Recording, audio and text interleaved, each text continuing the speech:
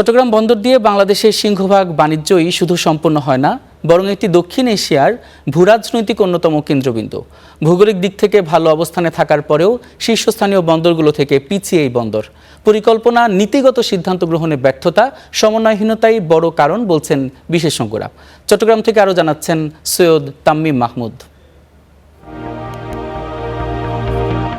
বাংলাদেশের অর্থনীতির লাইফলাইন এবং সমুদ্র কেন্দ্রিক আন্তর্জাতিক বাণিজ্যের গুরুত্বপূর্ণ কেন্দ্র চট্টগ্রাম বন্দর। ভূরাজনৈতিক ভালো অবস্থানে থেকেও দক্ষতার ঘাটতি, আমলাতান্ত্রিক জটিলতা ও অবকাঠামোগত সীমাবদ্ধতার ফলে সম্ভাবনা কাজে লাগাতে পারছে না এই বন্দর।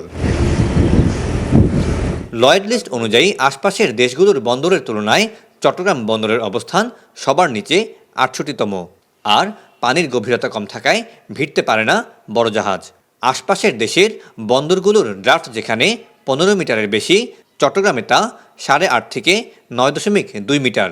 আগামী ৫ বছরের চিন্তা করি তাহলে রোডের এখন যে ক্যাপাসিটি আছে এটাকে দ্বিগুণেরও বেশি করতে হবে। এজন্য আমরা প্রপোজ করেছি যে মিনিমাম ১০ লেন উন্নতি করতে হবে, এবং এইটা যদি আমরা করতে পারি তখন আমাদের ল্যান্ডলক কান্ট্রি যেগুলো আছে আশেপাশের দেশে, ইভেন মিয়ানমার, ইভেন চায়না, ওনারা কিন্তু তখন আমাদের এই সুপার হাইওয়ের সাথে সংযুক্ত হতে পারবে।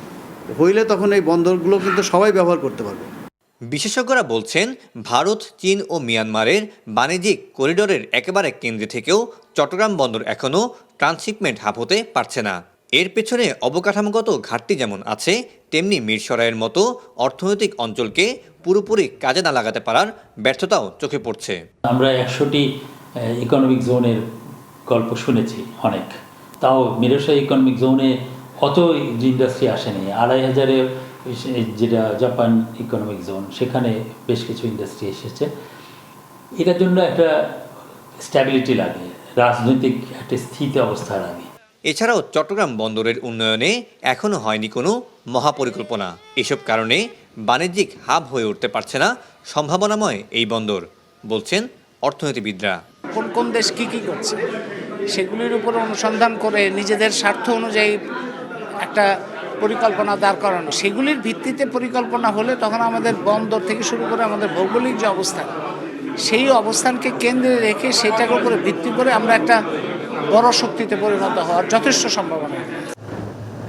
সংশ্লিষ্টরা বলছেন, বাংলাদেশের বাণিজ্য বাড়ানো ও আঞ্চলিক হাব হয়ে উঠতে চট্টগ্রাম বন্দরের গতিশীলতা বৃদ্ধির বিকল্প নেই। চট্টগ্রাম বন্দরের অবস্থান বলছে সম্ভাবনা, বাস্তবতা বলছে সীমাবদ্ধতা। পরিকল্পনার অভাব, দক্ষতার সংকট আর ধীর অপারেশনে প্রতিদিন বাড়ছে খরচ। অর্থায়ন আসছে, প্রকল্পও আছে, তবু প্রশ্ন থেকেই যায়, উদ্যোগ আর বাস্তবায়ন প্রক্রিয়ার ঘেরাটোপে কি আটকে থাকবে এই বন্দর? Syed Tammim Mahmud, star news, Chittagong.